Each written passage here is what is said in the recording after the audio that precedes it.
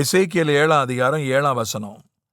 தேசத்தில் குடியிருக்கிறவனே, அந்நாளின் விடியற்காலம் வருகிறது. 10ஆம் வசனம்.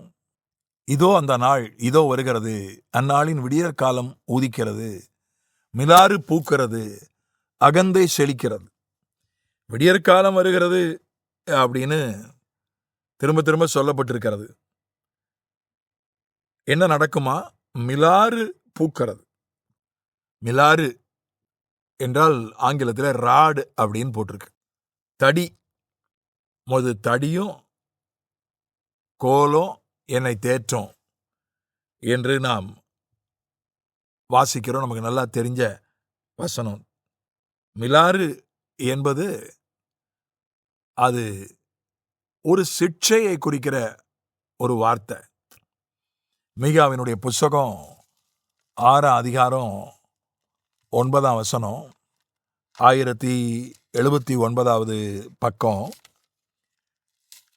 அதில் சொல்லப்பட்டிருக்கிறது,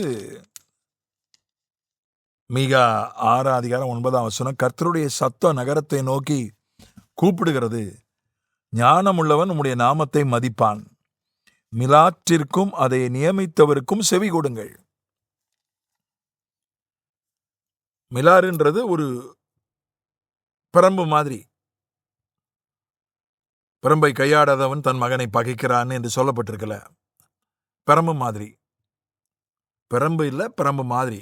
ஆண்டவர் தாவீது இடத்துல சொன்னாரு, உன்னுடைய வம்சம் தப்பு பண்ணா மிலாரை வைத்து நான் தண்டிப்பேன், அவங்கள அழிக்க மாட்டேன், கைவிட மாட்டேன், ஆனா மிலாரை வச்சு அடிப்பேன், அடிச்சு நான் திருத்துவேன் அப்படின்னு சொன்னார். இங்க சொல்லப்பட்டிருக்கிறது, மிலாற்றிற்கும் அதை நியமித்தவருக்கும் செவி கொடுங்கள். செவி கொடுப்பதுதான் மிலாறினுடைய நோக்கம். ஒரு தகப்பன் பிள்ளையை பார்த்து ஒரு விஷயத்த சொல்றாரு, அந்த பிள்ளை அதை காதுல வாங்கிக்கவே இல்லை, திரும்ப திரும்ப சொல்றாரு, காதுல வாங்கிக்கவே இல்லை. அப்போ அந்த தகப்பன் என்ன செய்யறாரு? ஒரு குச்சியை எடுத்து ஒரு அடி அடிக்கிறார். எதுக்காக? நான் சொன்னதை நீ கேளு, காது கொடுத்து கேளு என்பதற்காக. அப்படிதான் உலக பிரகாரமும் நடக்கிறது. ஒரு அதிகாரி அல்லது ஒரு ஆசிரியர், ஆசிரியர்கள்லாம் அடிக்கக்கூடாது, சட்டம் வந்துவிட்டது. ஆனாலும் ஆசிரியர் சொல்வதை மாணவன் கேட்கவே இல்லை என்றால் ஏதாவது ஒரு சிறிய தண்டனை கொடுக்குறாங்க. அடிக்காட்டா கூட வேறு விதத்தில் ஒரு தண்டனை கொடுக்குறாங்க. நான் எடுக்கிற வகுப்பை நீ கவனிக்கல, அதனால உனக்கு ஒரு தண்டனை.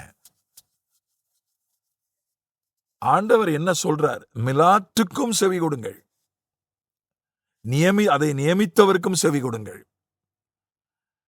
ஆண்டவர் ஒரு சின்ன தண்டனை கொடுக்கிறாரு, ஒரு தகப்பன் பிள்ளைக்கு கொடுக்கிற மாதிரி கொடுக்கிறாரு. எதுக்காக? நீ நான் சொல்றத கவனி, நான் உங்ககிட்ட பேசிட்டே இருக்கேன், நீ அதை கவனிக்கல, நான் சொல்றது நீ கவனி என்பதற்காக. ஆக அந்த மிலாறு அதைத்தான் நமக்கு பேசுகிறது. ஆண்டவர் கொடுக்கிற அந்த சின்ன தண்டனை அதைத்தான் பேசுகிறது. ஆண்டவர் சொல்றத நீ கவனி என்று அது பேசுகிறது. அப்ப ஆண்டவர் என்ன சொல்றாரு, அதுக்கப்புறம் அவரு என்ன சொல்றாருன்றத கவனிக்கணும். நம்முடைய ஆண்டவர் பேசுகிற ஒரு ஆண்டவர், எல்லாரிடத்திலும் பேசுகிறார். தீர்க்கதரிசி இடத்துல மட்டும்தான் பேசுவாரு, வரம் பெற்றவர்களிடத்துல மட்டும்தான் பேசுவார் என்று அல்ல, ஊழியக்காரர்களிடத்துல மட்டும்தான் பேசுவார் என்று அல்ல, எல்லாரிடத்திலும் பேசுகிறார். குறிப்பா தம்முடைய பிள்ளைகளிடத்துல பேசுறார். பிள்ளைகளிடத்துல பேசாத அப்பா யாராவது இருக்காங்களா? நிச்சயமா இல்லை. பிள்ளைதான் அதை கவனிக்கிறது இல்லை. நாம் அவருடைய வசனத்தை, அவருடைய சத்தத்தை, அவர் நம்மோடு பேசுகிறத கவனிக்க வைக்கிறதுக்காக தான். ரொம்ப அழகா சொல்லியிருக்குது, மிலாறு பூக்கிறது அப்படின்னு ரொம்ப அழகாக சொல்லப்பட்டிருக்கிறது. ஆரோனுடைய கோல் துளிர்த்தது, பூத்தது. அது எதை குறிக்கிறது என்றால் ஒரு அதிகாரத்தை குறிக்கிறது. ஒரு அங்கீகாரத்தை குறிக்கிறது. யாரும் நம்மளை அடிச்சிட முடியாது. பெற்றோர் நம்மை அடிக்கலாம், நம்ம நாட்டு சட்டப்படி பெற்றோர் நம்மை அடிக்கலாம், காவல்துறை அடிக்கலாம், சட்டப்படி அவசியம் ஏற்படுமானால் ஒரு தடியடி நடத்தலாம். காவல்துறைக்கு அந்த அதிகாரம் உண்டு. அதனால அந்த மிலாறு, அந்த தடி பூக்கிறது, கோல் பூத்தது தான் நமக்கு தெரியும். இங்க மிலாறு பூக்கிறது அப்படின்னு எசேக்கியேல் 7:10 நம்ம படிச்சோம். அது எதை குறிக்கிறதுனா, ஆண்டவருக்கு நம்ம மேல அதிகாரம் இருக்கு என்பதை குறிக்கிறது. ஆண்டவருக்கு நம்ம மேல அக்கறை இருக்கு, அன்பு இருக்கு.